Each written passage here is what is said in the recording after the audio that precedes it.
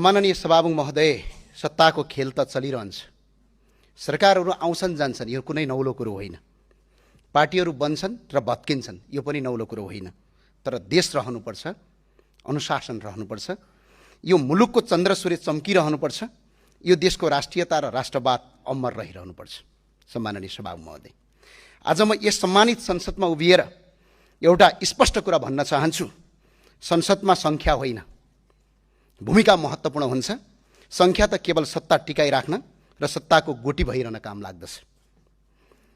सम्माननीय सभामुख महोदय, राष्ट्रिय प्रजातन्त्र पार्टी वर्तमान संविधान र संवैधानिक व्यवस्थासँग सहकार्य गर्दै वर्तमान व्यवस्थाको विकल्प प्रस्तुत गरिरहेको र श्री 5 बडा महाराज धिराज पृथ्वीनारायण शाहको दिव्य उपदेशमा विश्वास गर्ने सम्वर्धनवादी दल हो।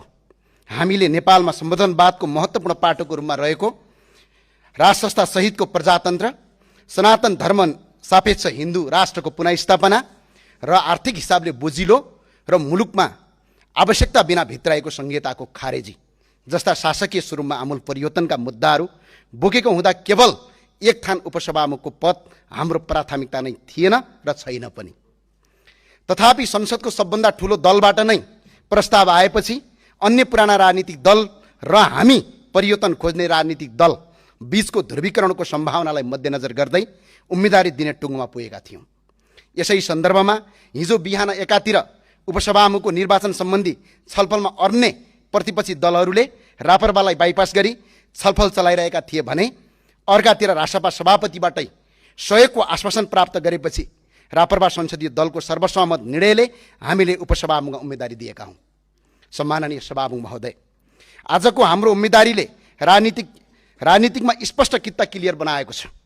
हिजोका पुराना र भनिएका राजनीतिक दल र अहिले उदाएका नयाँ राजनीतिक दलका साइनबोर्डहरू फरक फरक भए तापनि उनीहरूको बीचको नीतिगत सिद्धान्त र विचारको नाभि एउटै ठाउँमा जोडिएको प्रष्ट भएको छ। सम्माननीय सभामुख महोदय, यो व्यवस्थाको विकल्पको रूपमा मौलिक व्यवस्था खोजिरहेको र यही आयातित व्यवस्थालाई टालटुल गर्नुपर्ने भन्नेहरू बीचको स्पष्ट कित्ता छुटिएकोमा हामीले महसुस गरेका छौँ। हाम्रो उम्मेदवारी केवल एक थान उपसभामुखको पदका लागि मात्र थिएन। यो त आयातित व्यवस्था मान्नेहरू र विदेशीहरूको गोटी भइरहनेहरूका प्रवृत्तिका विरुद्ध र श्री 5 बडा महाराज धिराज पृथ्वीनारायण शाहको दिव्य उपदेशलाई शिरमा धारण गर्दै राष्ट्र र राष्ट्रियताको रक्षा गर्ने महाअभियान बीचको स्पष्ट भिन्नता छुट्याउने एउटा ऐतिहासिक परीक्षा थियो, जुन परीक्षामा हामी सहभागी भइरहेछौँ र हामी सफल पनि भएका छौँ। सम्माननीय सभामुख महोदय, सुशासन कायम होस्, राजनीतिक रोजगारी सिर्जना होस्, भ्रष्टाचार नियन्त्रण होस्,